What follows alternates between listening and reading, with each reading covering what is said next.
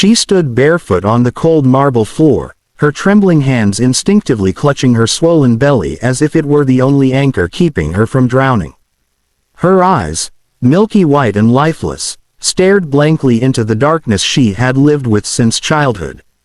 The murmurs of laughter, the mocking whispers, and the sharp crack of the auctioneer's cane echoed in her ears like knives scraping against glass.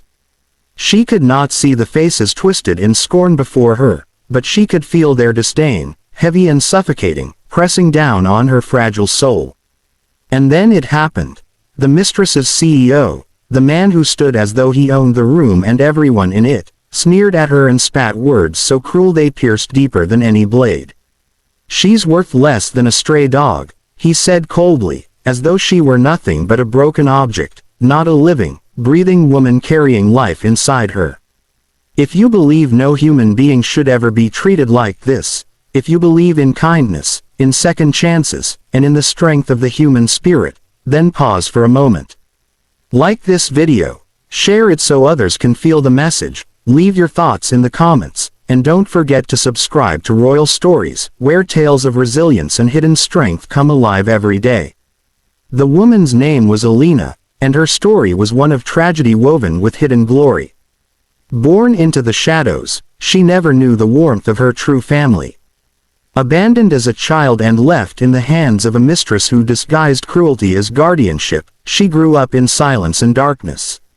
Her blindness was never her greatest curse, it was the heartlessness of those around her, who treated her as a burden, as something less than human. While others learned to walk with confidence, Alina learned to shrink into corners, memorizing steps, gauging distances by sound and touch. And yet, she held on to a quiet grace, her spirit refusing to collapse even under relentless humiliation. The mistress she served was wealthy, cunning, and merciless. To her, Alina was nothing more than a tool, someone to do chores, to fetch, to serve. When Alina became pregnant, it was not through love but through betrayal. A man she trusted, a fleeting friend in the household, had taken advantage of her vulnerability, and the consequence now grew inside her like a fragile flame in the storm. Instead of protecting her, the mistress saw this as a chance to profit. She dragged Alina to that grand auction, not to sell her body but to parade her misery, to strip away every shred of dignity she had left in front of those who delighted in power. The CEO's words cut deepest. He was tall, commanding, and sharp-tongued, the kind of man whose voice could silence a room. When he declared her lower than a dog, the crowd chuckled and jeered, their laughter filling the hall like cruel music. Alina, blind and helpless, could only lower her head, her fingers pressing against her belly in silent prayer for her unborn child. She had no defense, no escape, no shield. Every part of her wanted to scream, to demand respect, but fear wrapped around her throat like chains. In that moment, she felt smaller than ever before, like her existence was an accident in a world that did not want her. Yet fate has a strange way of weaving its threads. The very moment she was discarded and humiliated, a truth long buried began to stir. Alina had never known her parents. The mistress told her they abandoned her, unwanted and forgotten. But hidden papers, a sealed letter, and whispers from an old servant revealed something different. Alina was not the child of a pauper but the daughter of a billionaire who had been deceived and robbed of the chance to raise her. Her blood carried the legacy of wealth, power, and love that had been stolen from her since birth. But Alina did not know this yet. Her days after the auction were darker than ever.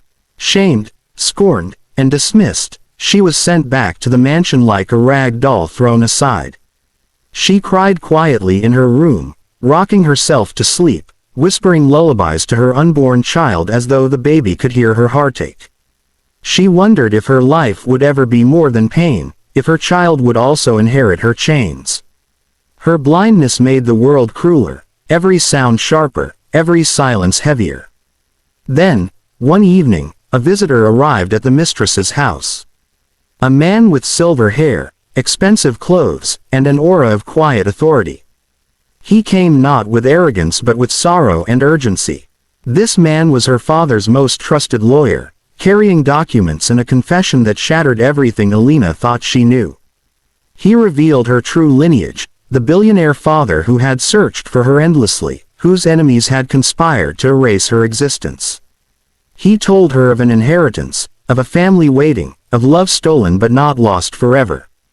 At first, Alina could not believe it. How could someone like her, blind, broken, humiliated, be the daughter of such wealth and power? The words of the CEO, calling her lower than a dog, echoed in her mind, clashing violently with this new revelation. She felt torn between disbelief and hope, between despair and possibility. Slowly, she began to accept that her life was not defined by her suffering, that perhaps her child would not be born into shame but into dignity and love.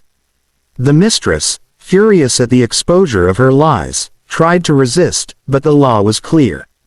The empire she built on deception crumbled overnight, and Alina was freed from her chains.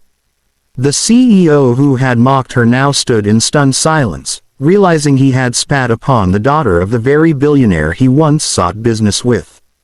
The tables had turned in ways none of them could have imagined. For Alina, it was not revenge she sought.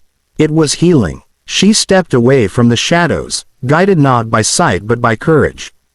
She began to dream of a new life where her child would know love, not cruelty, where her blindness would not be her weakness but her strength, where her story would inspire others who had been told they were less than human. She was proof that no amount of insult or cruelty could erase the truth of who someone really was.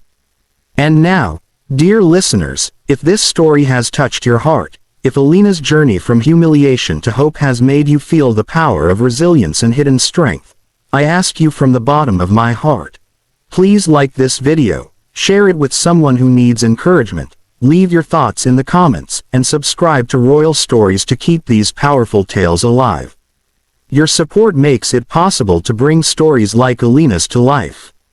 Before we end, I want to ask you something special. What would you say to Alina if she were sitting in front of you right now, still blind, still trembling, but finally free?